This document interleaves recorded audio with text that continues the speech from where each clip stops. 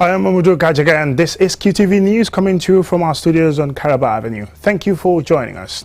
And here we look at the main news headlines. The National Assembly has urged the Justice Minister to apologize for his failure to attend business of Parliament, which was considering bill for which he is responsible. On the sidelines of the 35th Ordinary Summit of the African Union in Addis Ababa, the Gambia's Vice President joined in the launch of the Smart Finance and Digital Banking Initiative to support the African SMEs, women and youth. The Minister of Fisheries, Water Resources and National Assembly Matters, James F.P. Gomez, on Saturday presided over the official inauguration of the Bluefin Company, a fish processing factory in Tangier. The Gambia on Tuesday took delivery of donated state-of-the-art automatic hydrometeorological equipment for the Department of Water Resources. And in sports news, following their AFCON victory, celebrating Senegalese brought their nation to a standstill on Monday, which was declared a public holiday. Senegalese nationals in the United States of America also celebrated. Those were the main news headlines, and now the news in detail.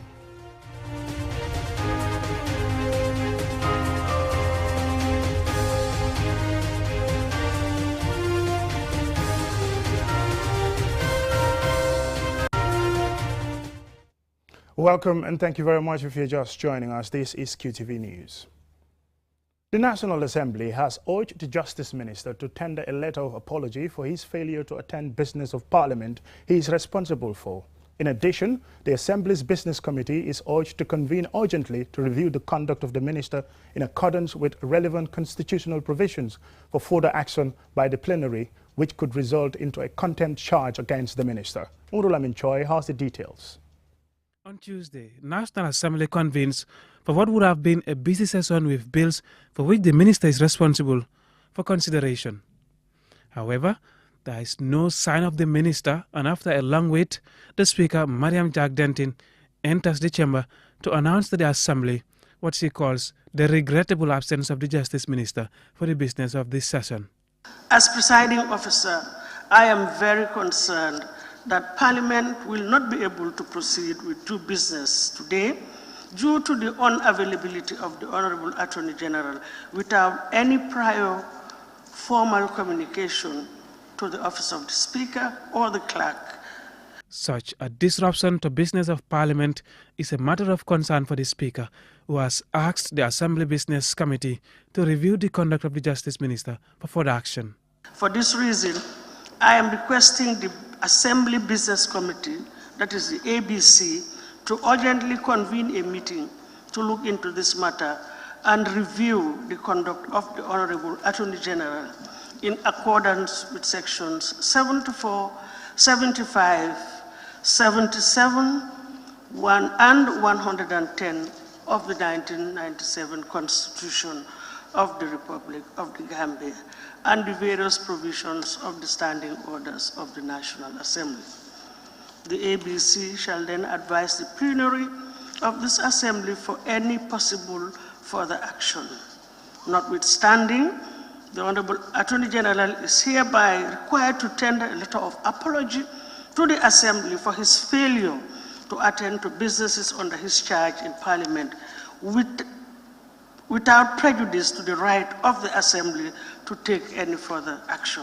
In the absence of the Attorney General and Minister of Justice, who is government's legal advisor, the Assembly is unable to proceed, and before adjourning it, the Speaker directs a reminder to Cabinet Ministers and Government. Honorable Cabinet Ministers, Cabinet Minister and Government at large is reminded to take the business of Parliament very seriously and to attend to their schedules accordingly. Failure of such, the Assembly will be left with no option but to charge the defaulting ministers for contempt. The conduct of the Justice Minister leaves some lawmakers frustrated, and with the urge to exercise legal powers vested in the National Assembly, one of which could be explored to charge the Minister with contempt of Parliament.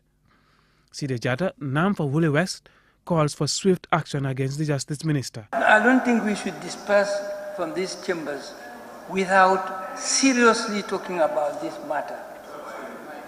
I think the minister concerned should be called and be charged with contempt of parliament. If you don't do that, then we are not helping ourselves. According to one of the constitutional provisions referenced by the Speaker, which relates to contempt of the National Assembly, a defaulting person could be charged by the Assembly for any act or omission that obstructs or impedes the National Assembly in the performance of its function, and that the offender is liable to be reprimanded or admonished. Mahmoud Lamin Choi, QTV News. On the sidelines of the 35th Ordinary Summit of the African Union in Addis Ababa, the Gambia's Vice President joined in the launch of the Smart Finance and Digital Banking, a new initiative expected to support the African SMEs, women and youths to realize their financial sustainability. Aliou Cissé has more. The continental launch of the Smart Finance and Digital Banking Initiative for small and medium-sized enterprises, women and youth is described as a game changer.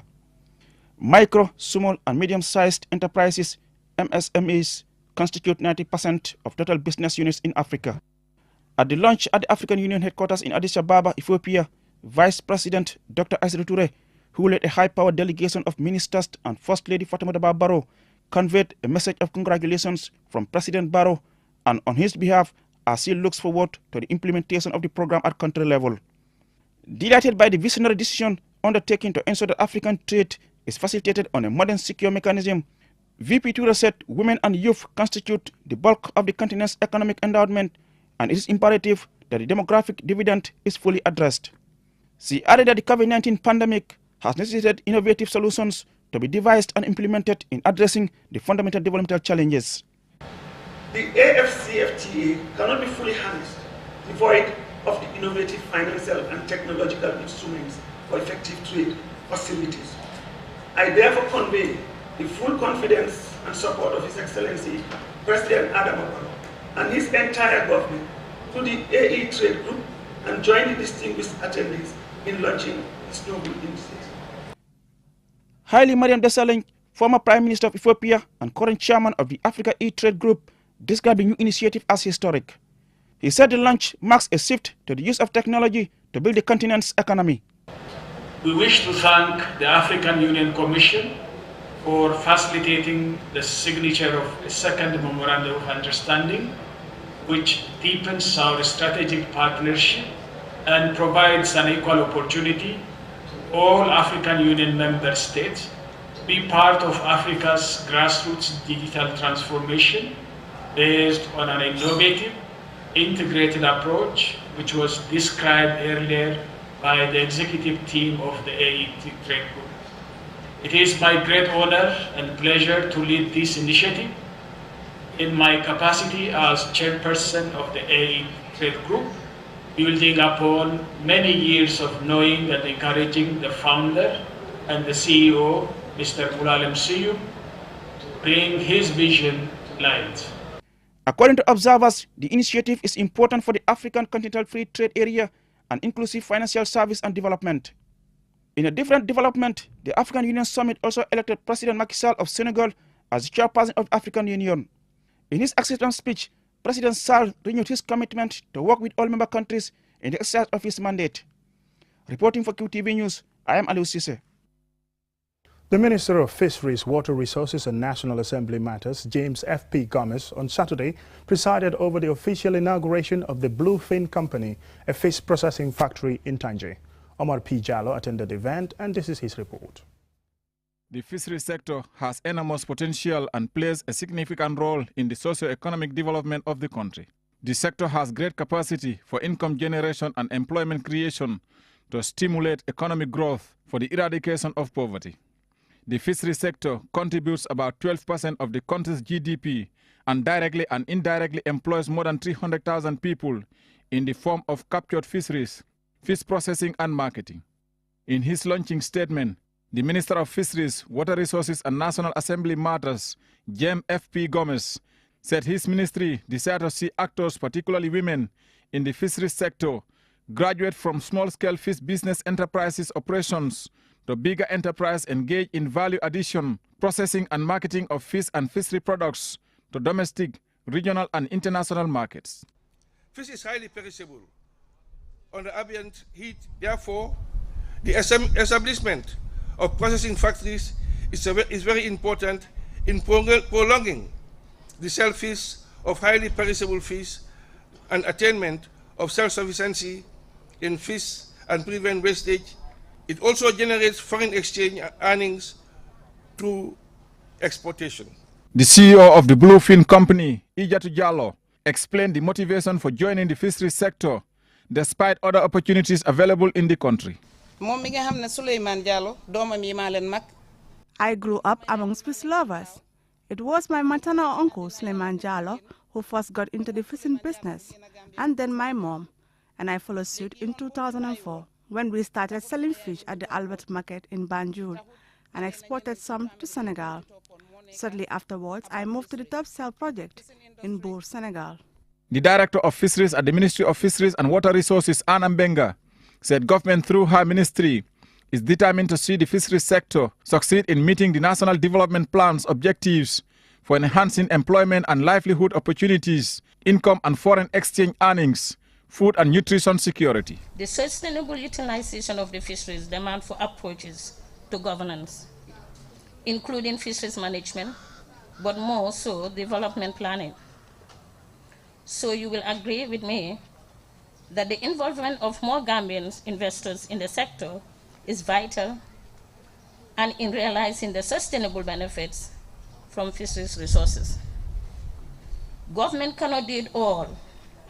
Therefore, Gambians should venture in the fisheries sector to enhance the realization of its benefit and contribute their quota in the food sufficiency for the people. Bluefin Fishing Company is a Gambian-owned investment entity involved in processing and trading of fish and fishery products.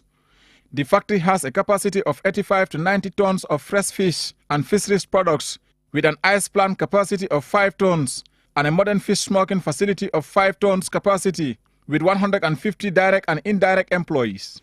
The event was attended by the Ministers of Finance and Economic Affairs and Trade and Employment, Mambrou Njie and Sidi Keita respectively.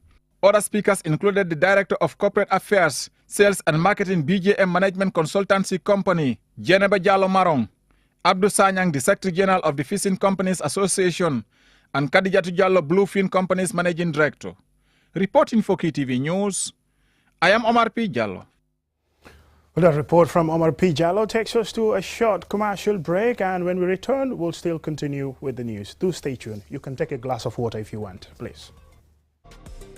Separatists in the Casamas. Presidential task force. We are not deploying against anybody. Forest to be almost deforested. What caused this plus? Timber. The situation at the time. 7,000 troops were ready to come into the Gambia. Following a truck that came from Casamas, played on this very television on Kachadula. They have seen it and they took no action. Checkpoint, who actually they are like robots, walked from their checkpoint to the driver to be handed $1,000 or $1,500. There is connivance. Backway syndrome. Okay. That's disaster management. Are you calling me reactive or proactive? What is your focus? What are your threats? What do they mean by transforming this mission into a police mission? Economic will start scaling down. You're going to have police force, and some countries have already offered. Is that right? Well, CD, you have the answer, and you are still asking. State of Affairs, airing tonight at 9 p.m. on QTV.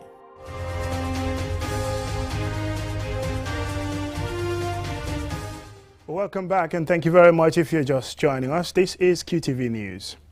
The Gambia on Tuesday took delivery of donated state-of-the-art automatic hydrometeorological equipment for the Department of Water Resources to better monitor and improve hydrological services. Alucise tells us more. Promoting transboundary hydrological observations networks, VIS donated automatic hydrological sensors to the Gambia's hydrometeorological services by the West African Science Service on Climate Change and Urban Land Use, WASCAL, through the support of the German Federal Ministry of Education and Research, is part of a wider project earmarked for several countries within the sub-region. The event was attended by key players within the Ministries of Environment, Water Resources, Higher Education and WASCAL. These state-of-the-art hydrometeorological equipment will be installed at Banjul Wharf, Balingo and Nyanija Bolong. Fat Lamin Faye, WASCAL board member, thanked WASCAL for selecting the Gambia as one of the beneficiary countries, while hoping that the data to be collected using the equipment will be useful to the country. Faye, who had served as the Gambia's Minister of Basic and Secondary Education for many years, said this is not the first time that WASCAL has provided such assistance to the country, as 2 automatic waiver stations were previously installed at Njau village in Lower Salom and Bagadaji in the Jimara district. The equipment to be presented today are in a bid to facilitate data collection, data quality assurance, data sharing and utilization for research, education, capacity building, and the provision of hydrological services for the country. And I do hope that it will be used to effectively and efficiently serve those purposes. James Gomez, Minister of Water Resources, and Lamin Diba, Minister of Environment, both welcome the donation as they look forward to its proper use. They commended WASCAL for their continued intervention in the country. My ministry will be able to increase the accuracy of our forecast, and monitoring will make Gambians safer and better informed.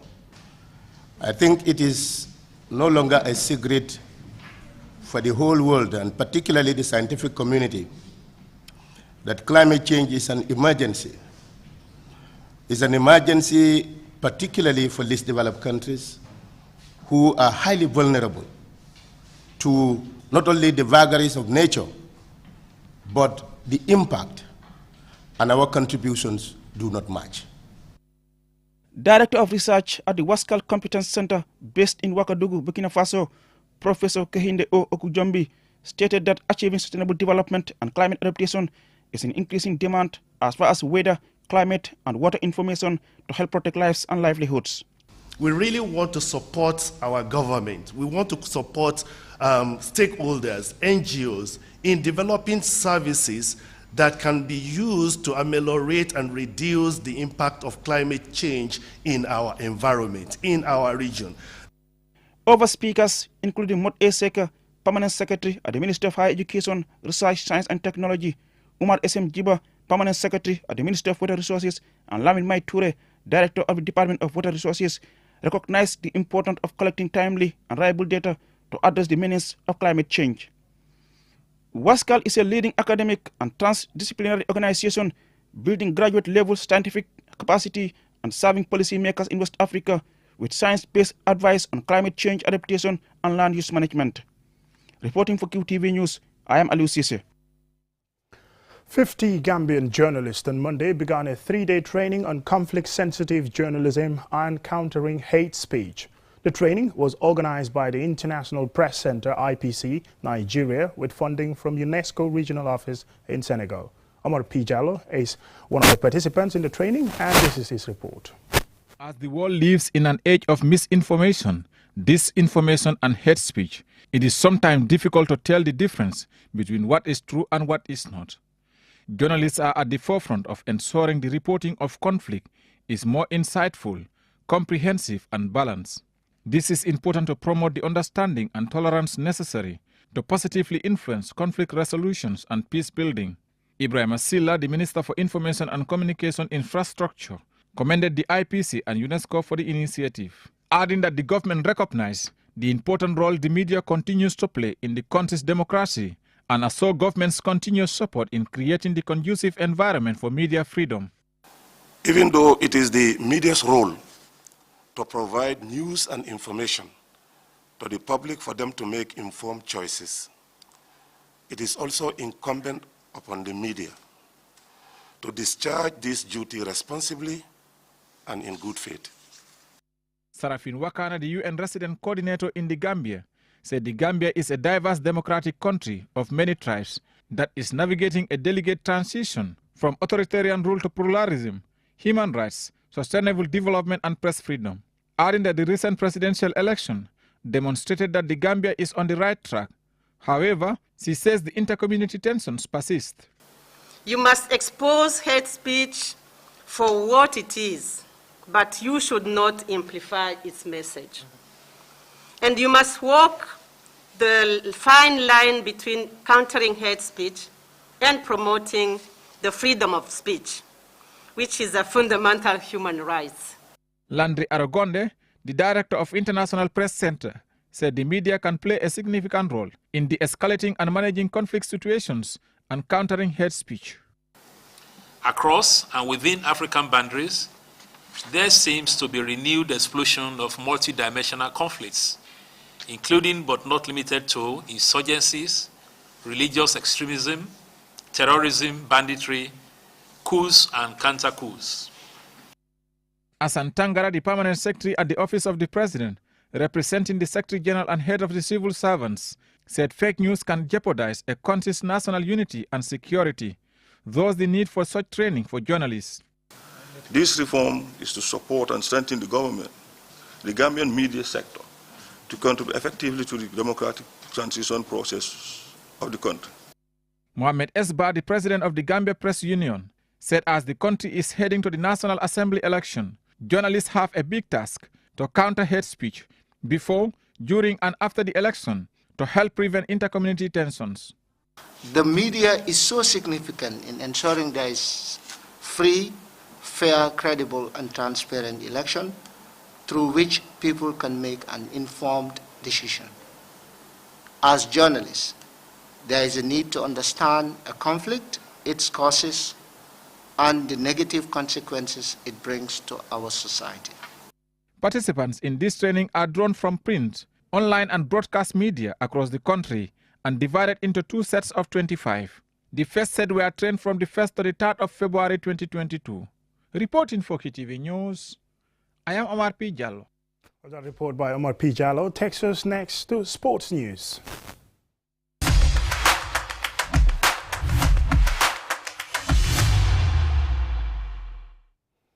Well, in sports news, while those in Senegal spill out onto the streets in celebration, QTV's US correspondent tells us how US-based Senegalese nationals greeted the win. And here is Hawa Cisse. Thousands took it to the streets of Senegal after the Lions of Teranga defeated Egypt in the African Cup of Nations.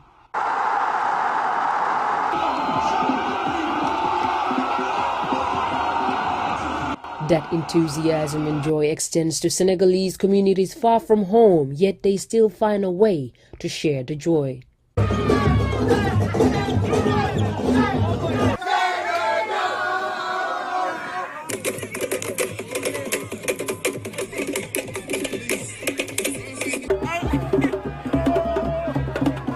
I am live out here at Lafouta. Yes, Senegal defeated Egypt 4-2 during the penalties.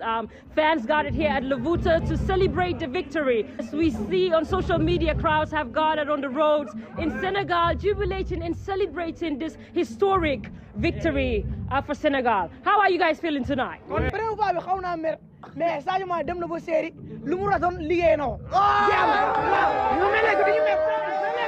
mais léegi duñu mer waaw kii li ñu bëggoon nag mooy Coupe d'Afrique mer nañ ko nag dañaa sonnoon liggéey nañ Most proud moment we ever had is our first time winning the championship in our history of our country. So, you know, every February 21st, we're going to make that 2-2 one day, every February 21st.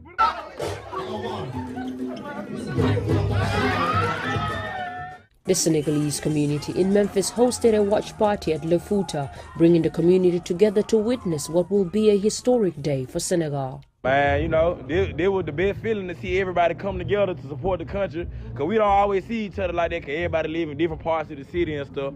So, you know, it felt good to see everybody, my cousins, my brothers, everybody, see them all come support the country, and we won today. They said the march is more than a soccer game, for it brought the community together. Owner of Lafouta hopes this energy continues. Man, to be honest, what this means to us today, really, I ain't got no words, but you know, this is what we're here for, this is what we do. We as a community got our own spot, we're here together, y'all come here, we turn up together. And they tell me it's all about celebrating Senegal today, for this is a huge historic win for the country. After a scoreless game, Senegal defeated Egypt 4-2 during penalties. In 2019, Senegal made it to the final, however, were defeated by Algeria, and this year they came to take the cup home.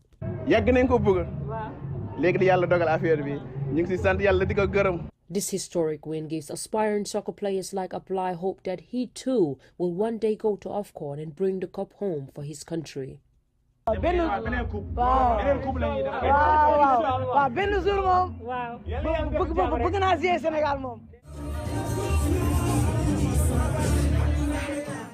In Memphis, Howard Cisse, QTV News.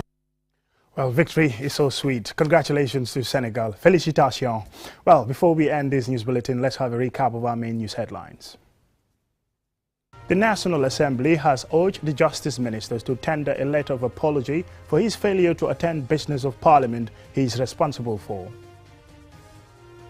On the sidelines of the 35th Ordinary Summit of the African Union in Addis Ababa, the Gambia's Vice President joined in the launch of the Smart Finance and Digital Banking to support the African SMEs, women and youth.